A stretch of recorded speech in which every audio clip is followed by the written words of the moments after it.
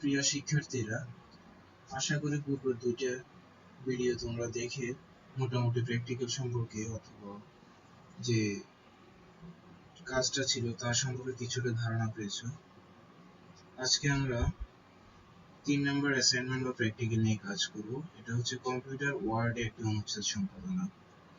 আমাদের বিজ্ঞান বইয়ে 131 পৃষ্ঠা একদম নিচে একটা ফ্রুটস অফ বাংলাদেশ নামে অনুচ্ছেদ লেখা আছে। আমরা ওই ডকুমেন্টটা হচ্ছে কি আমাদের যে পিসিতে যে মাইক্রোসফট ওয়ার্ডে ওয়ার্ড ফাইল রয়েছে তাতে সম্পাদনা করে দেখাবো। এই জন্য আমাদের সার্চ করে ওয়ার্ড লিখে সার্চ করলে আমরা দেখতে পাবো মাইক্রোসফট ওয়ার্ডের যে সফটওয়্যারটা সেটা চলে আসছে। আমরা ওটাতে ক্লিক করে রান করলাম। এক্ষেত্রে বিভিন্ন সময় বিভিন্ন ভার্সন আছে মাইক্রোসফট ওয়ার্ডের। আমি আমার পিসিতে 2019 ইউজ করি। ওখান থেকে আমরা ব্ল্যাঙ্ক ডকুমেন্ট নামে একটা ডকুমেন্ট নেব।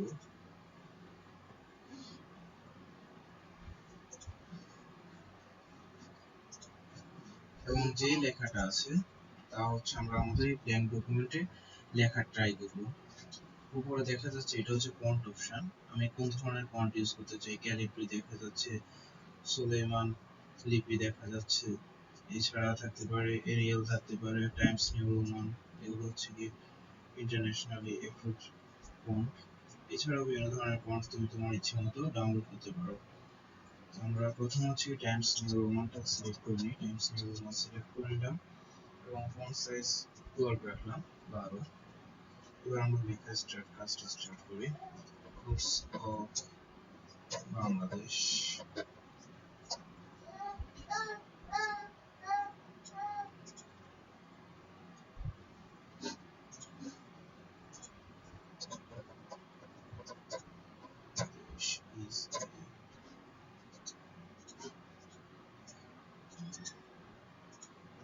এবার হচ্ছে আমাদেরকে এখানে লেখাটা লিখতে হবে। আমি টাইপ না করে হচ্ছে কি ডিরেক্ট হচ্ছে কি কপি করে এনে বসিয়ে দিছি। তোমরা এটা হ্যান্ড টাইপও করতে পারো, এছাড়া হচ্ছে কি কোথাও থেকে কপি করে নিয়ে আসতে পারো। এবার আমরা লেখা শেষে দেখতেছি যে ওদের লেখার স্টাইলটা যেরকম আমাদের লেখার স্টাইলটা সেই রকম হয় না। ওদের লেখাটা হচ্ছে ফ্রুটস অফ বাংলাদেশ, এটা যেহেতু একটা হেডিং, এটা হচ্ছে গিয়ে ওরা একটু কালারটা চেঞ্জ করে দিচ্ছে, সবুজ রাখছে। তো আমরা সেটা করলাম আর এটাকে হচ্ছে একটু বোল্ড করে দিই যেহেতু এটা একটা হেডিং, এবং এটার ফন্ট সাইজটা বাড়াই দিই। আমরা এখানে ফন্ট সাইজ 12 দেখা যাচ্ছে, আমরা ওখান থেকে হচ্ছে গিয়ে এটাকে 16 করে দিই। 16 করে দিলে ফন্ট সাইজটা একটু বাড়বে। ডিসপ্লে সাইজটা বাড়াচ্ছি যাতে করে তোমরা লেখাটা স্পষ্ট দেখতে পাও। এবং এটা হচ্ছে সেন্টারে থাকে, যেটা হচ্ছে অ্যালাইনমেন্ট। এটা হচ্ছে কি আমার বর্তমানে লেফট অ্যালাইনমেন্ট আছে, এটা হচ্ছে সেন্টার অ্যালাইনমেন্ট, এটা হচ্ছে রাইট অ্যালাইনমেন্ট, আর এটা হচ্ছে justify.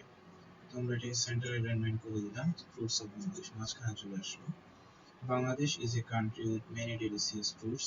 Many fruits grow in this country, such as কয়েকটা ফলের নাম রাখছে, এগুলোকে আবার একটু ইয়েলো মার্ক দিয়ে হাইলাইটস করে দিচ্ছি। আমরা সেটাকে হাইলাইটস করার জন্য প্রথমে লেখাটা সিলেক্ট করব কম্পিউটারের মাউস বাটনের লেফট বাটনটাতে ক্লিক করে ধরে রাখবো, তাতে এটা সিলেক্ট হয়ে যাবে। সিলেক্ট হওয়ার পর আমি এটার জন্য এখানে কালার থেকে গ্রিন থেকে আমি ইয়েলো করতে যাচ্ছি।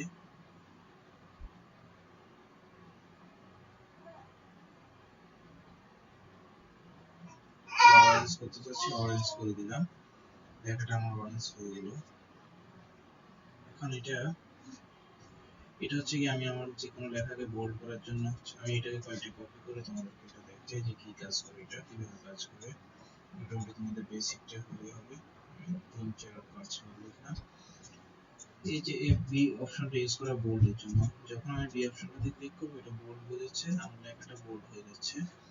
এটা হচ্ছে কি আমার ইতালিক, এই নাম্বারটা হচ্ছে ইতালিক। আমি যদি এই লেখাটাকে সিলেক্ট করে ইতালিক করতে চাই, আই ক্লিক করলে আমার লেখাটা একটু ইতালিক হয়ে যাচ্ছে, বাঁকা হয়ে যাচ্ছে। এবং সর্বশেষ যে এটাকে আমরা যদি আন্ডারলাইন করতে চাই, এই লেখাটাকে আমরা যদি আন্ডারলাইন করতে চাই, তবে ইউ এর নিচে যে এই যে একটা দাগ দেওয়া আছে এটা হচ্ছে কি আন্ডারলাইন। এই যে আমি যখন এটা সিলেক্ট করলাম আমার লেখাটার নিচে আন্ডারলাইন হয়ে গেল। আমরা যদি কোনো লেখাকে সাবস্ক্রিপ্ট বা সুপারস্ক্রিপ্ট করতে চাই তবে এই দুইটা অপশন ইউজ করব। যেমন আমি যদি এখান থেকে বাংলার পরে দেশকে যদি সাবস্ক্রিপ্ট করতে চাই তাহলে আমরা এটা ইউজ করলে আমার লেখাটা ছোট ছোট হয়ে যাচ্ছে। আর এখানে আমি যদি বাংলা পুরোটাকে সুপারস্ক্রিপ্ট করতে চাই তাহলে এটাতে ক্লিক করলে এটা সুপারস্ক্রিপ্ট হয়ে যাচ্ছে। এটা ম্যাক্সিমাম টাইম আমরা হচ্ছে বিভিন্ন ধরনের বীজগণিতীয় সূত্র যেমন a square plus 2ab plus b square equal to a plus b whole square এইসব ক্ষেত্রে ইউজ করে থাকি সাবস্ক্রিপ্ট সুপারস্ক্রিপ্ট গুলো। এটার মাধ্যমে আমরা হচ্ছে কি ফন্ট সাইজ বাড়াতে কমাতে পারি। এটা দিয়ে ফন্ট সাইজ বাড়ানো যায় 16 থেকে 18 20 22। এটা দিয়ে আবার ফন্ট সাইজ কমানো যায় 22 20 18 16। স্ট্যান্ডার্ড ফন্ট সাইজ হচ্ছে 12 থেকে 16 বিভিন্ন ডকুমেন্টস এর। এটা তোমাদের লাগবে না এতটা। এটা হচ্ছে কালার পিকার। এটা হচ্ছে কি এটা দিয়ে আমি যদি এই জায়গাটাকে ক্লিক করি এটা হাইলাইট করে দেবে। এই যে হাইলাইটের মতো ইউজ হচ্ছে। অন্য কোনো কালার ইউজ করলে যে কোনো কালার ইউজ করে এটা দিয়ে হাইলাইট করা হয়। আর এটা যেহেতু বলছি প্রথমেই যে আমার ফন্ট স্টাইল হচ্ছে চেঞ্জ করা যায় এটা দিয়ে। এটা হচ্ছে চেঞ্জ কেস। আর আপার লেটার গুলো লোয়ার লেটার হয়ে যাবে, লোয়ার লেটার গুলো আপার লেটার হয়ে যাবে।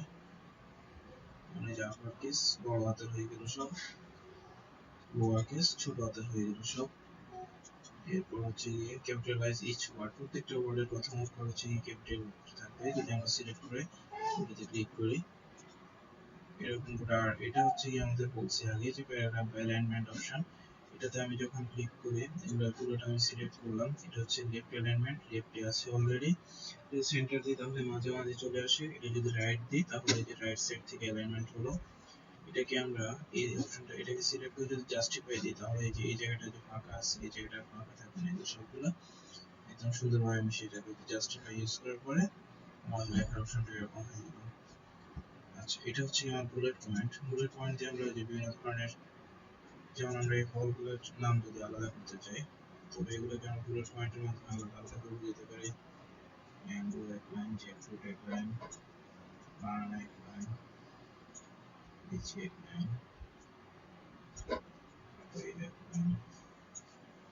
এগুলো প্রত্যেকটাকে আমি আলাদা করে দিলাম, আলাদা আলাদা লাইন করে। এখন এগুলোকে আমি চাচ্ছি আলাদা আলাদা করে দিতে। এই যে বুলেট পয়েন্টের মাধ্যমে আমরা হচ্ছে কি সেটা করতে পারি। যে বুলেট পয়েন্ট ইউজের মাধ্যমে আমরা এগুলো করতে পারতেছি।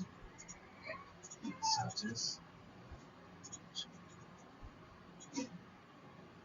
bullet point ইউজ করে আমরা এগুলোকে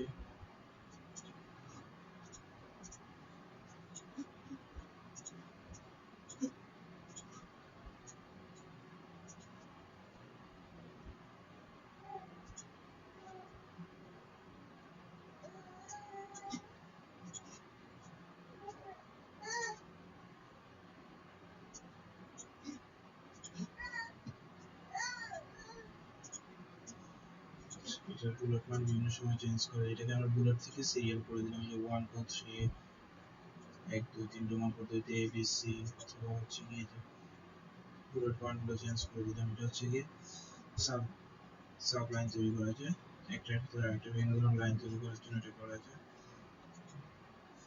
বা চ্যাপ্টার বা হেডিং তৈরি করা যায়, একটার ভিতরে আরেক চ্যাপ্টার, আর চ্যাপ্টারের ভিতরে আরো সাব চ্যাপ্টার এগুলো করা যায়। এটা হচ্ছে গিয়ে আমার লাইন। প্রতিটা লাইনের মাঝে কতটুকু ফাঁকা থাকবে। যখন আমি যখন 1.5 তো আছে 1.5 দিয়ে একটু বেড়ে যাচ্ছে। এই যখন আমি আরেকটু বাড়াই দিচ্ছি এই যে আরো স্পেসটা ফাঁকা, স্পেসটা বেড়ে যাচ্ছে। যেটা 1 দিলে আমার একটু বেড়ে থাকতেছে হচ্ছে স্পেসিং অপশনের জন্য লাইনের মাঝে মাঝে।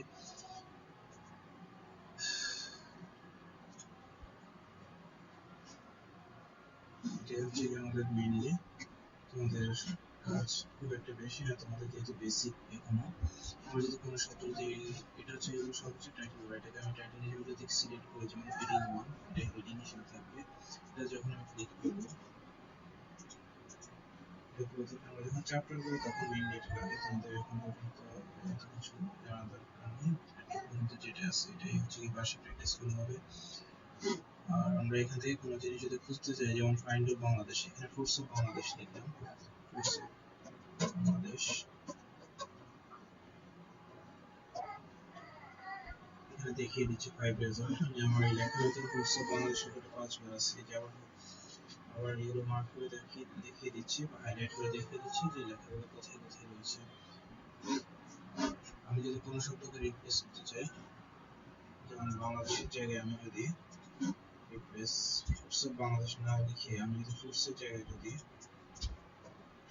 চাই যে ফিশ লিখে দিতে তাহলে ফুডস যত জায়গায় ছিল সব জায়গায় রিপ্লেস করে দিলাম, শুধুমাত্র একটা জায়গায় বলে ওখানে রিপ্লেস অল দিলে সব জায়গায় ফুডস থেকে ফিশ হয়ে যাবে। এই যে আমি রিপ্লেস অল করে দিচ্ছি,